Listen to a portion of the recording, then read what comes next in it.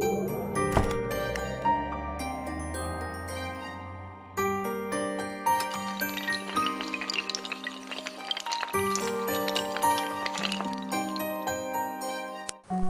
कैसी औरतें थीं जो गीली लकड़ियों को फूंक कर चूल्हा जलाती थीं,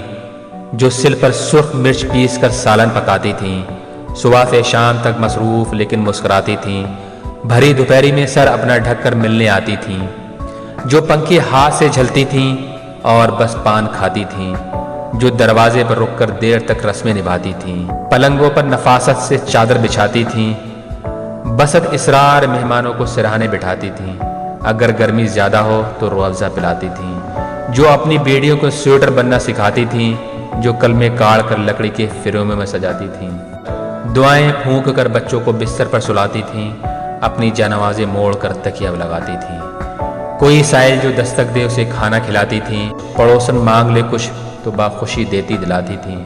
जो रिश्तों को बरतने का कई गुर सिखाती थीं, मोहल्ले में कोई मर जाए तो आंसू बहाती थीं, कोई बीमार पड़ जाए तो उसके पास जाती थीं, कोई त्योहार पड़ जाए तो खूब मिलजुल कर मनाती थीं।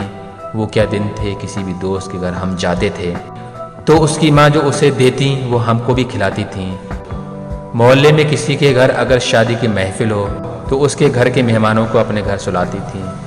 वो कौन सी औरतें थीं। जब मैं अपने गांव जाता हूँ तो फुर्सत के ज़माने में उन्हें ढूंढता फिरता हूँ गलियों और मकानों में, मगर अपना ज़माना साथ लेकर खो गई वो, किसी एक कब्र में सारी की सारी सो गई वो।